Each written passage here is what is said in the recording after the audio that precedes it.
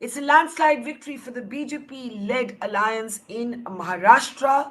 The opposition has been decimated. The setback is particularly hard for the Congress, whose party leaders are now calling for grave introspection and, to quote one, a dismantling, a smashing of the party whiteboard. I'm Barkha Dutt, you're with the Mojo story. Maharashtra and Jharkhand have voted, and both states have delivered clear verdicts. For those who thought that the Maharashtra contest would be tight, for those who were contemplating a hung assembly, well, those people were all wrong. There was nothing close about this contest at all. In fact, it's being described as a tsunami for the BJP led alliance. The opposition might seek a face saver in the JMM Congress alliance victory in Jharkhand, but all opposition leaders are privately and some even publicly acknowledging that that victory belongs to the JMM, whose tailwinds seem to have lifted the Congress party. There's a lot to talk about, in particular, understanding these elections and what they mean for national politics. I want to introduce our newsmaker on the program today, our very favorite political pundit, analyst, founder, director of Sea Voter. We've been missing him this election season because of us. We've been busy with our event, We the Women, which explains my sore throat. But I had said in the morning that the excitement of counting was going to bring my voice back, and it's slowly coming back. Yashwant, good to see you again, my friend. But what an See you. election! Good to see you. We've been missing you this season, but ये क्या हो गया? What an इतना election! I हुआ mean, है. See, Barkha, I tell you, I think we are gonna remember today's date in our lifetime for a simple reason. India's electoral politics is never going to be the same after today. This is, mark my words, this is the landmark election which is going to change Indian politics in a way that we have not seen it change in the last 75 years. This is, for all practical matters, again, my words, bigger than Mandal and Kamandal movement. And I have a reason that's why. that's a very big statement. You are Yeah. saying the Maharashtra result is bigger than the sort of VP Singh project on Mandal and the BJP's Yes. counter to Mandal with Mandal and Kamandal, and Yeah. that is a very big political Yeah. statement. And it's not just Maharashtra and Jharkhand. And why I will say, what I'm going to say to you is going to be quite poetic, because yesterday you were fully invested in We the Women. And That's today's right. election result is about that. This is That's the first election in independent India where women are not the deciding factor, they were the dictating factor. There is a big difference in deciding factor and being the dictating factor. I think this is the first election in 75 years where no traditional equation mattered, no other issue mattered. Female as a vote bank have arrived, and how, Barkha?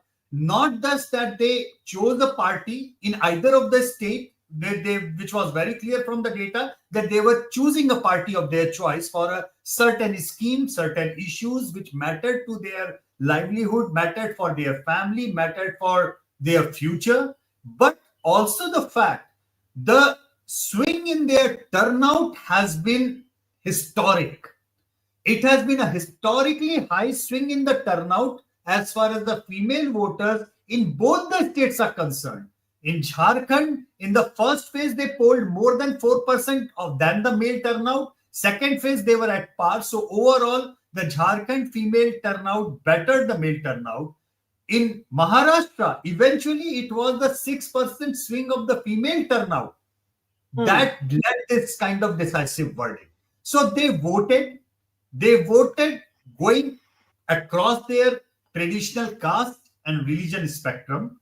Yes, they voted on Ladki Bahan and Maiya Yojana, but those yojanas, as hard many of the people are trying to say, though it's a vote buying and it's a, what shall I say, it's a Labharthi Yojana. No, I am sorry. For 70 years, we have been discussing the kind of doles, cash, liquor, everything that has been given to the male voters in order to swing the elections. I do not treat these yojanas, these schemes as a charity or labharthi yojana. Money given in the hand of the female are for the goes into the welfare of the family, goes back to the society in a constructive way. Money given illegally in cash along with the liquor and everything in the male voters, that goes down the drain. So Yeah. I'm sorry, I do not agree with any of those people who are comparing the schemes with direct cash benefit to women, comparing them to any labharti or any freebie. It's not a freebie. I'm sorry, it's not a freebie. This money matters to the women. They invest in the family, they invest in the nutrition, education, they invest in the micro enterprises that they run. And this is where it mattered the most because it was a guaranteed money. They could see that it is going to make a huge fundamental difference in the well being of their families. And they voted, forgetting about what the male counterparts in their households are voting on the caste line, on the religion line. Every other issue has failed, Barkha. Katoge, batoge, jodoge, sadoge. Yes, they sound good. I am okay. But if anybody tells you that ek rahoge, safe rahoge, why did it work out if that was the case? So obviously, Hemant Soren delivered with Maya Yojana. It was the females of Jharkhand which gave a decisive verdict for JMM.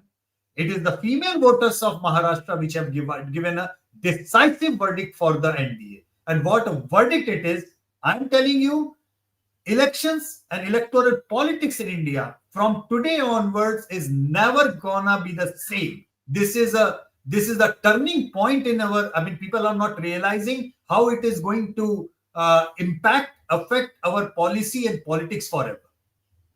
Of all the takes I've heard, I love this. And I want to reiterate what we've said. You're right. I spent 13 hours yesterday invested in a passion project of ours, We the Women.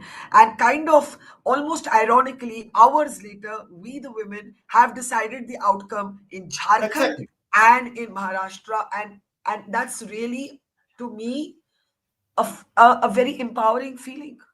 Exactly, and I couldn't be happier than anyone around me with these because you see, if God forbid, if suppose if Jharkhand would have also been swept by the BJP, there would Yeah. have been narrative. These Bangladeshi infiltration, blah blah blah blah. All these narratives actually work. Not the because Maya Yojana failed and so Larki Bahan was okay. No, in our data, in the post poll data, Larki Bahan and Maya came as the number one electoral issues, bigger than the farmer issues and agrarian things.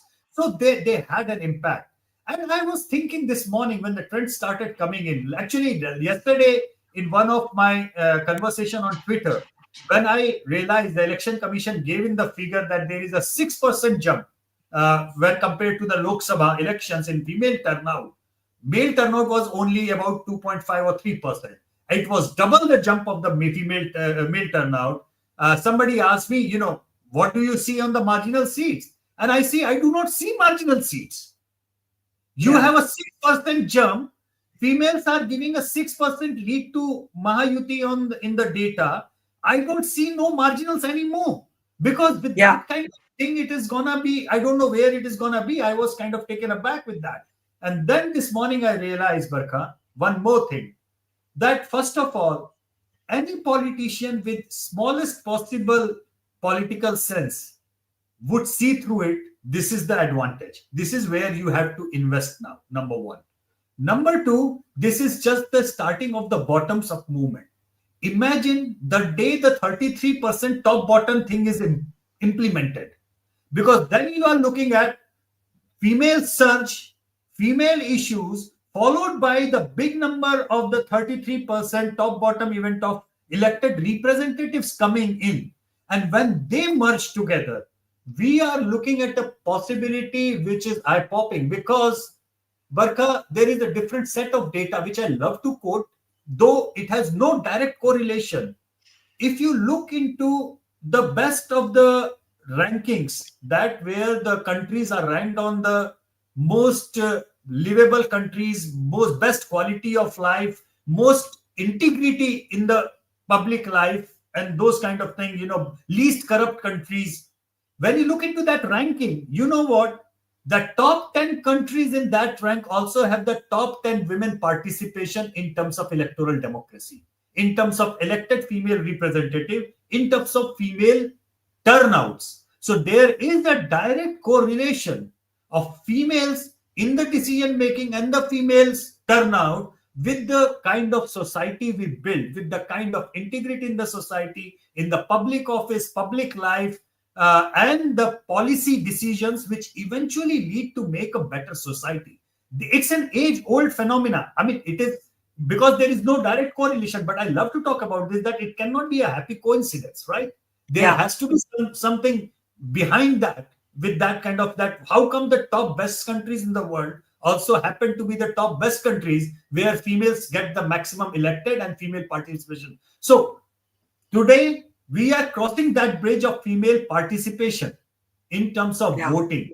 And then in few years, I don't know, it will be next year, 2 years, 3 years, but as the parliament has passed, it has to happen. The day that happens, Barkha, the generations of this country, particularly the female child in this country, a daughter today born, would be looking at it 20 years down the lane. 18 years, she is going to be a voter, and 25 years, she can aspire to be elected prime minister of this country. That's the kind of change we are looking at. I have goosebumps, Yashwant, listening to you, because as I was sharing, we spent the last 13 hours. Our annual flagship festival is called We the Women, and to have it followed just hours later by the women voters being the deciding factor in critical assembly elections, and for you to really recognize the significance of this moment as a tectonic shift in politics, really it's a very special feeling. So really a very powerful take by you. Let's now look at the specifics. What the hell happened to the MVA? If you look at some very interesting broad strokes, as I know you must have already. Ajit Pawar, described as the weak link for the BJP in the Lok Sabha, actually emerges to do better than his uncle Sharad Pawar.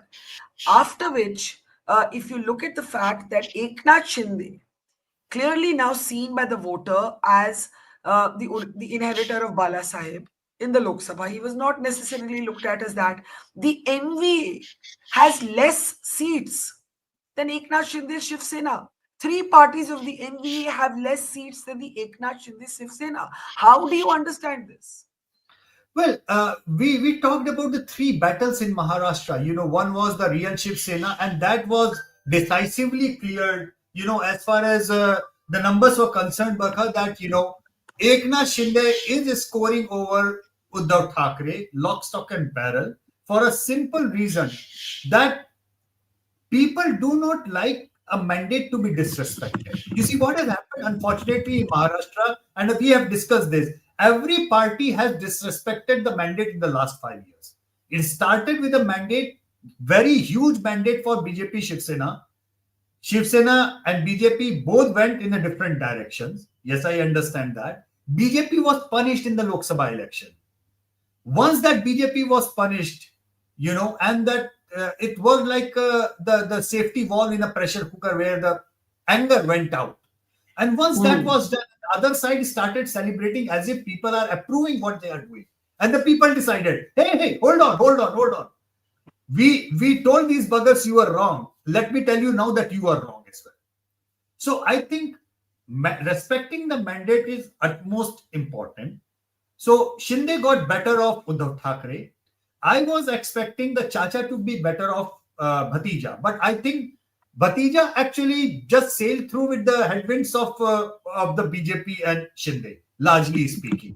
I think Hmm. he got better off Chacha just because the overall atmosphere or the female voter component started working in his favor. I mean, just that like that. Even today, I believe if you look into the vote share, actually Sharad Pawar has maintained his vote share. With the same vote share that he won 8 out of the 10 Lok Sabha seats he contested on. So overall speaking, it is the Mahayuti voter which has sailed him. But the real contest was actually Vidarbh, which I said, whomsoever wins Vidarbh will win Maharashtra. And Vidarbh and Mhm. Marathwada, both places, I think BJP went back to their drawing board. They understood that it was the RSS, angry RSS, and their cadre was upset, which kind of delivered the upset of the Maharashtra Lok Sabha election verdict.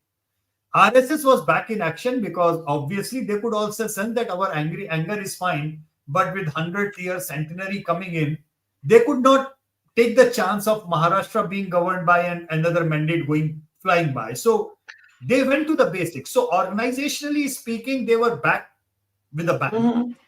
On the ticket distribution side, there were hardly any problems. It was a seamless kind of distribution most of the places. While on the other side, I think they just became overconfident after the Lok Sabha victory.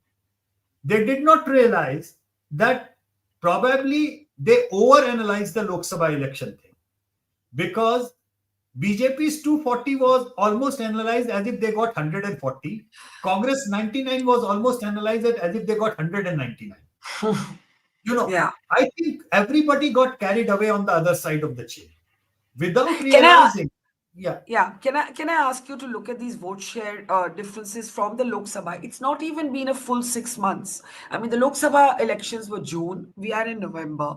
You're already talking a percentage shift. Look at the Congress and the Uddhav Thackeray percentage shifts. Yes, I understand that assemblies and Lok Sabha can often be very different, but sentiment can't change so rapidly, right? So No, if it there was can't. so how do we? So we overread. When I say we, I mean loosely we. The the result of the Lok Sabha was overinterpreted there. Of course, yes. I mean, goes without saying, it were interpreted, oversimplified of sort. Yeah, There were yeah, issues which worked against them, and they could realize that what was working, and they went to the drawing board. But look at the vote share. You will realize the biggest losers are Congress and Uddhav Thackeray in terms of vote share. correct, You see, NCP, correct. as I mentioned to you, Sharad Pawar did not lose much of the votes. He had to just lose because the other two were losing as well. You know, in terms of vote share, he's actually increased his vote bank. He has increased the vote share. So yes, Ajit Pawar got better of him because he had a better partners to make his fight further. Good for him. But the real winner were basically Shinde. I think he went out of the way to prove himself, and with the this Mari Ladki Bahin Yojana in place, I think he had a winner up his sleeves. Of course, for the BJP, Devendra Fadnavis is the winner over there, no doubt about that. He was instrumental in getting his organizational thing back because he's the guy 6 months back offered to resign actually because he was the in charge of the Maharashtra election. So see, 6 months is a long time for you to repair, work hard, and get down. And if you are misinterpreting your own performance, then you are Uddhav Thackeray or the Congress in Maharashtra. That's the problem. And to be fair to Pawar at this age and time, Yeah, he was the most active person in Maharashtra. One has to even today he is way more popular than his Bhatija. No point in arguing that. But this yeah, entire thing, Barkha, apart from Maharashtra, also look at how we interpreted everybody was going gaga on that side of UP and Rajasthan. I realized, and we discussed about this, the seats that these people lost in UP and Rajasthan were largely result of their internal fighting in these two states. Barkha, BJP almost polled 50% votes in Rajasthan, 13% votes more than the Congress. Still, they got equal number of seats, and Congress took it as its own victory in Rajasthan. mhm, So, if you take that equation out, add those 40 odd seats in 240, you realize BJP crosses 272 and NDA touches 350. So, what I'm simply trying to say, there is no way when in the third election, third term, Prime Minister Modi manages to poll 40% to his for his party, and in the third election, Rahul is no I think way we you can just have. overanalyze that. 1:2. There is no way you cannot see the difference that one party is 20, another party is 40%. That too also after 10 years of incumbency. Something fundamentally has worked in their favor. And whatever the reason you got 99, out of that 99, half the seats won because of their mismanagement in two or three states probably. You know, so BJP was BJP understood that they become pleasant and they became overconfident in certain areas. So right after that, they went into a damage control mode. And the first result of that damage control mode was Haryana. There is no Right. business of BJP winning in Haryana. Can you believe that from any conventional wisdom, yet they managed to win? Proved everybody wrong. Only because they worked on the basics, went to the grassroots, went on their organizational strength, and then let the Congress implode in their own way, wonderful way. I guess that's precisely what they did in Maharashtra. Added with the fact they realized that in Madhya Pradesh, it's the female voters which delivered the verdict for them. They repeated it. And from Madhya Pradesh, even Hemant Soren learned the trick that, okay, this is where I have to. Although in Jharkhand, there is one more thing. I genuinely believe, and I said this at that point of time, putting Hemant Soren in jail backfired. It triggered a consolidation of tribal voters, tribal identity. BJP did not Mhm. play on the tribal identity. That is why they did not project Babulal Marandi as their chief ministerial candidate. If they would have played, because tribals felt they will give a Sadan chief minister now. That means a non-tribal chief minister.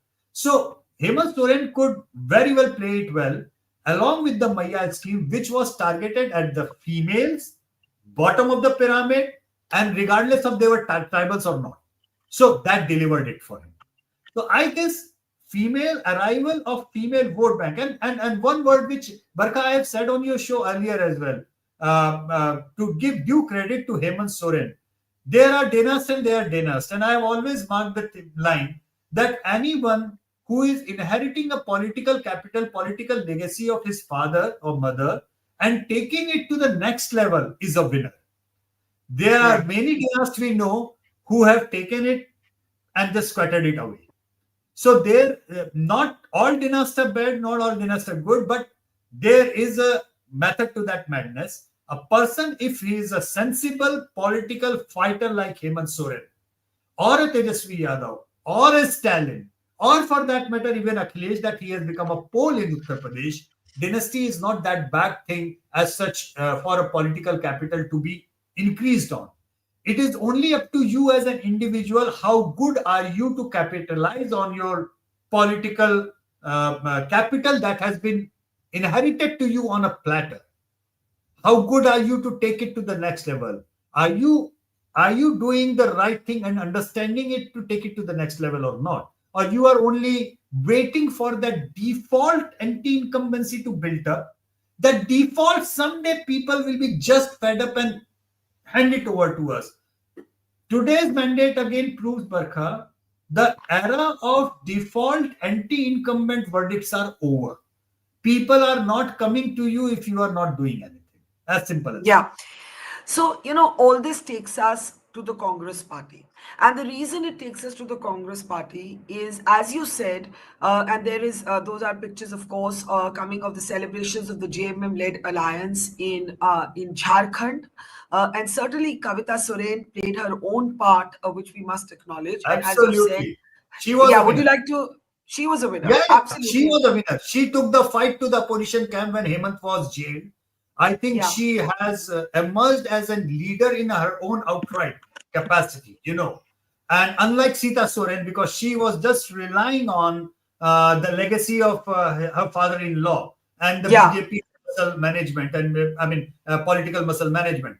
But here was this lady who went out of the way to campaign across the state while her husband was in the jail. The guy whom he made the chief minister, they made the replacement chief minister, shifted over to the BJP. Yet the female voter and definitely Kalpala Soren has been a finding of this election as far as JMM leadership is concerned. Absolutely. And I meant to say Kalpana, I said Kavita, slip of the tongue. Kalpana Soren really emerging a face of the JMM campaign there. But I was talking about the Congress. And the reason I wanted to bring up the Congress is if you look at every assembly election since the Lok Sabha verdict, Jammu and Kashmir, Omar Abdullah said on record that the Congress did not pull its weight, and that reflected in Jammu. Then you look at Haryana. You just said, the Congress had no business. Okay, the BJP had no business winning Haryana, yet it did. Now you come to Jharkhand, where it's really a JMM-led victory, and Absolutely. Maharashtra. I mean, could we have the party-wise breakup on the screen? The Congress, very something very interesting happened today. Congress spokespeople started saying things like, we need to dismantle the party structure. We need to smash the whiteboard.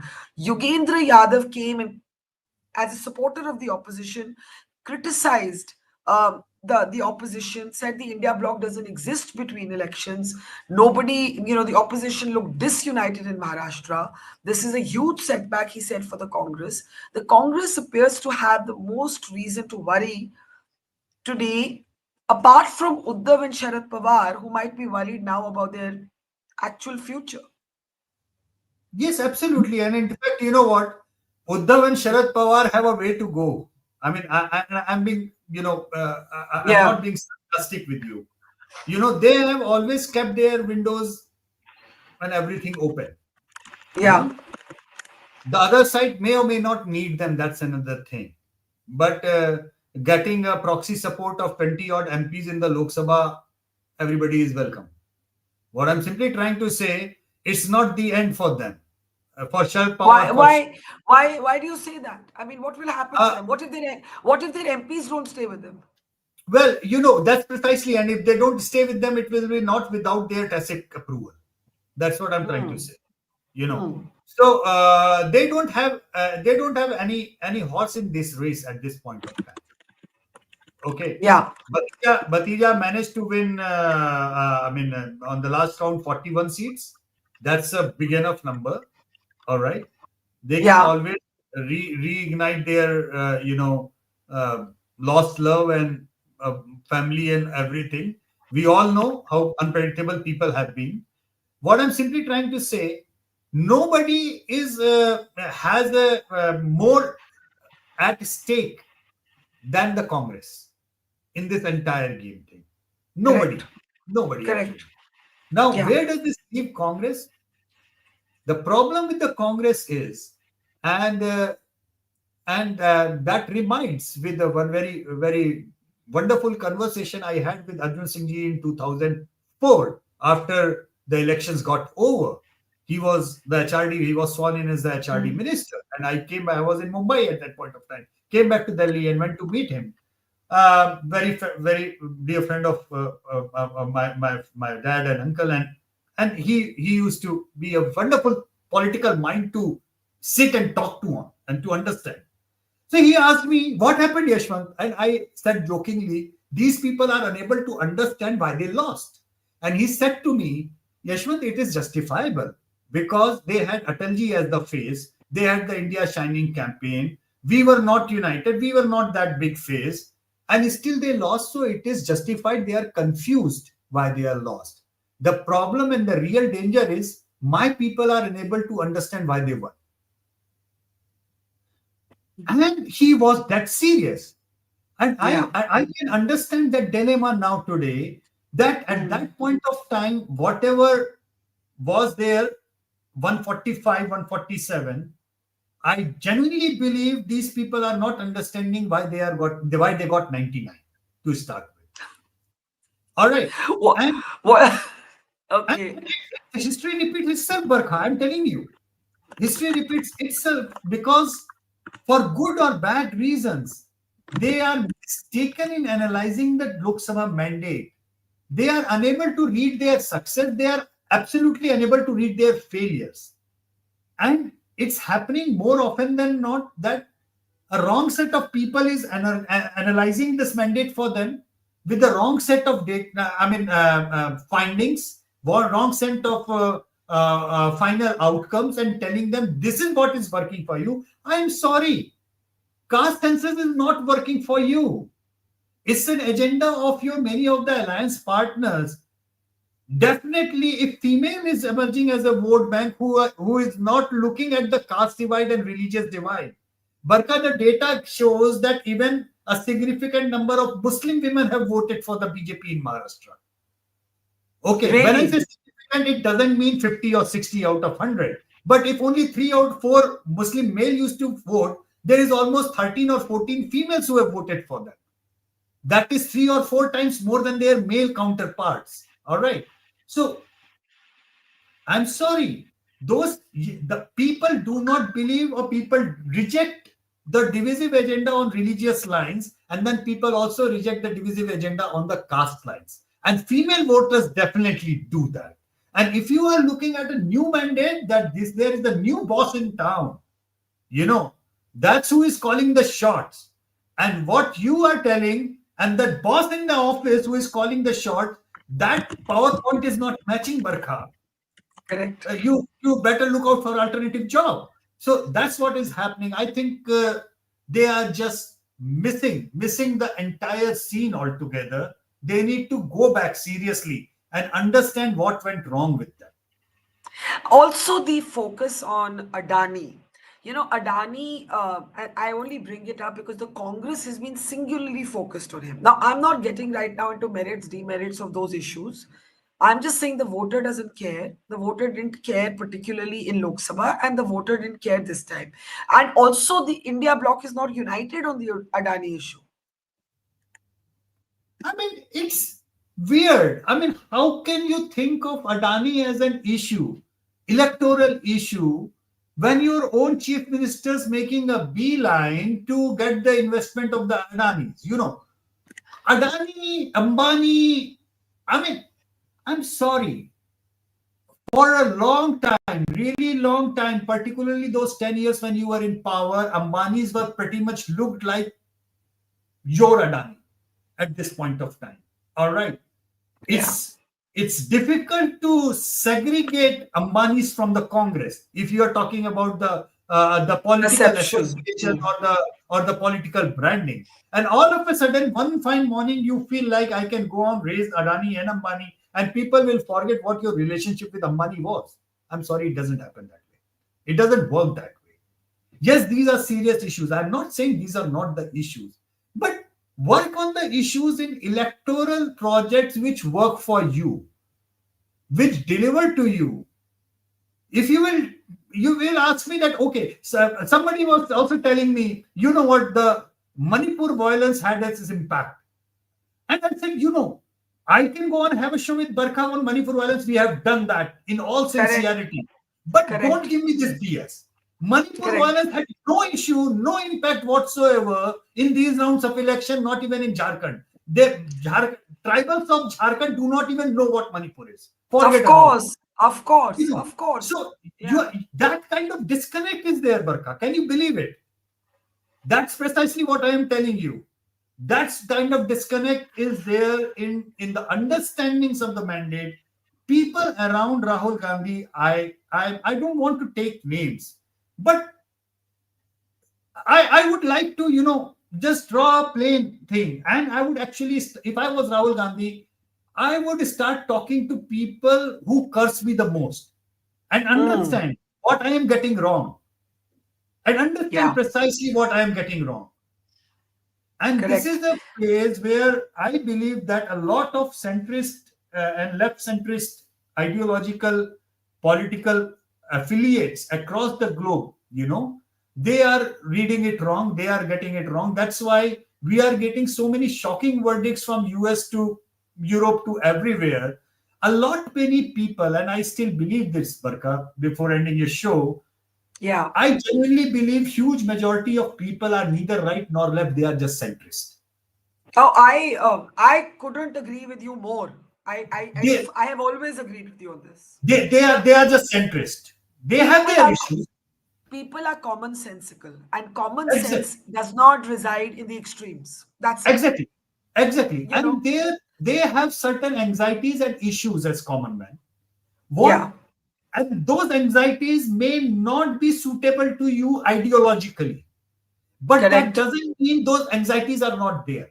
You need to Correct. go and talk to them. You need to have a conversation and say that, see, I appreciate your anxiety.